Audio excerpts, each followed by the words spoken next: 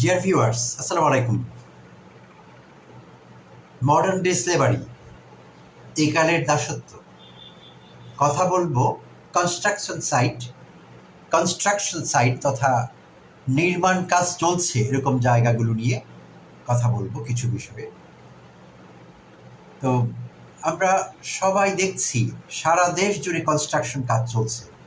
নতুন নতুন বিল্ডিং হচ্ছে, ব্রিজ হচ্ছে, ফ্লাইওভার হচ্ছে, শপিং মল হচ্ছে, অসংখ্য নির্মাণ কাজ একসঙ্গে চলছে পুরো দেশে। শহর এলাকায় বেশি, গ্রামেও আজকাল নির্মাণ কাজ যথেষ্টই চলছে। তো সেখানে অনেক অ্যাক্টিভিটিসের মধ্যে একটি বিষয় আমরা অনেকেই লক্ষ্য করে থাকব। আমরা প্রায়শই দেখি একজন বা দুজন লোককে মাথায় করে ইট বয়ে নিয়ে যেতে দেখি। নির্মাণ সাইট থেকে হয়তো একটু দূরে ইট রাখা আছে অনেকগুলো স্ট্যাক করে, সেখান থেকে একজন বা দুজন লোককে দেখছি তারা অনেক কষ্ট করে নিজের কাঁধে ইটগুলো নিচ্ছেন। প্রথমে একটা একটা করে ইট রাখছেন কাঁধে, সেই ইটের উপরে স্ট্যাক করছেন একটার পর একটা, অনেক উঁচু হওয়া পর্যন্ত, হাই লোড হওয়া পর্যন্ত এই ইট নেওয়া চলতে থাকে। একটা পর্যায়ে তারা নিজের বডিকে ব্যালেন্স করে সেই ইটগুলো নিয়ে কাছেই কোথাও হয়তো একটু দূরে কনস্ট্রাকশন সাইট, সেখানে নিয়ে যাচ্ছেন। তো এই যে দৃশ্যটি, এটা কিন্তু চলতেই থাকে। সেখান থেকে ইটগুলো শেষ না হওয়া পর্যন্ত এইভাবে ম্যানুয়ালি কাঁধে করে কষ্ট করে একজন লোক ইট নিয়ে যাচ্ছেন। তো আমাদের অনেকের কাছেই হয়তো বিষয়টি দেখতে দেখতে স্বাভাবিক হয়ে গিয়েছে, কিন্তু আসলে এটি কি একটি স্বাভাবিক বিষয়? একবার কি ভেবে দেখেছেন আপনি নিজে কি কখনো এরকম পারতেন?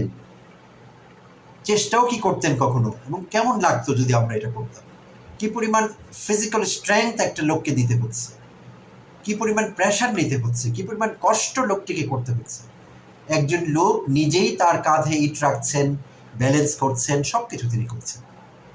তো যাদের বয়স কম, যারা ইয়াং, এখন হয়তো তারা এই কাজটি চালিয়ে নিতে পারছেন, কিন্তু এই কাজের পার্শ্ব প্রতিক্রিয়া একটা সময় তার কিন্তু হবে। তার অল্প বয়সে তারা বৃদ্ধ হবেন, এইজিংটা একটু আগে শুরু হবে, কাঁধে ব্যথা হবে, ঘাড়ে ব্যথা হবে, মেরুদণ্ডে সমস্যা হতে পারে, তার পশ্চার সংক্রান্ত সমস্যা হতে পারে, নিজের বডির ব্যালেন্স রাখতে না পারা, ভবিষ্যতে ঠিকভাবে বডিকে সঞ্চালন করতে না পারা, এই সমস্যাগুলো তার হবে, হতে বাধ্য। তো এই যে বিষয়টি, নির্মাণ কাজ যারা চালাচ্ছেন, অথরিটি, কেউ বাড়ি বানাচ্ছেন, কেউ শপিং মল বানাচ্ছেন, সরকারিভাবে বিভিন্ন কিছু হচ্ছে, ওটা দেখবারও আবার অথরিটি আছেন, ইঞ্জিনিয়ার সাহেবরা আছেন। তো আমরা সবাই যদি বিষয়টিতে একটু নজর দিই যে এই নির্মাণ শ্রমিকরাও কিন্তু মানুষ আমাদের মতো, তাদের দিয়ে অমানবিক কাজটি না করিয়ে এইভাবে বিকল্প কোনো ব্যবস্থা করা যায় কিনা। বিদেশে কিন্তু এইসব কঠিন কাজ করবার জন্যে হ্যান্ড ট্রাকের ব্যবস্থা রয়েছে। আজকাল বাংলাদেশেও অনেক জায়গায় হ্যান্ড ট্রাক ব্যবহার করা হচ্ছে। তো যারা জানেন না তাদের জন্য বলছি, হ্যান্ড ট্রাক ম্যানুয়ালি ঠেলে চালাবার জন্যে এক ধরনের গাড়ির মতো একটি বিষয়, দুই চাকার উপর ভর করে এটা চলে, কোনো মোটরাইজড কিছু না, কোনো মোটর নেই সেখানে, হাতে শরীর দিয়ে ধাক্কা দিয়ে এটা নিতে হয়। সেখানে অনেক ভারী জিনিস নিলেও টেনে বা ধাক্কা দিয়ে নিয়ে গেলে গায়ে লাগে না, শক্তি অনেক কম ব্যয় হয়। তো আমার ধারণা এগুলো কিন্তু ঢাকায় পাওয়া যাবে, কনস্ট্রাকশন সাইট বা কনস্ট্রাকশন মেটেরিয়াল যেখানে বিক্রি হয় সেই সব বড় দোকানগুলোতে হ্যান্ড ট্রাক পাওয়া যাবে, আমি নিশ্চিত এই বিষয়ে।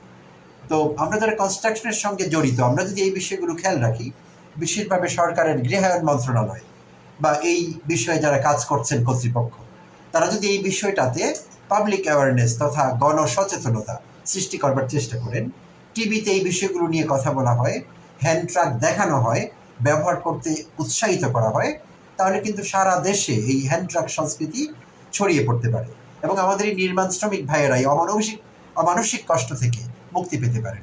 এইটি আসলেই একটি স্লেভারি, একটি দাসত্ব। এই মডার্ন ডে স্লেভারি থেকে তাদেরকে মুক্তি দেওয়া আমাদের সবারই কিন্তু কর্তব্য। তো আমরা সবাই বিষয়টি নিয়ে ভাববো। ধন্যবাদ সবাইকে, ভালো থাকবেন।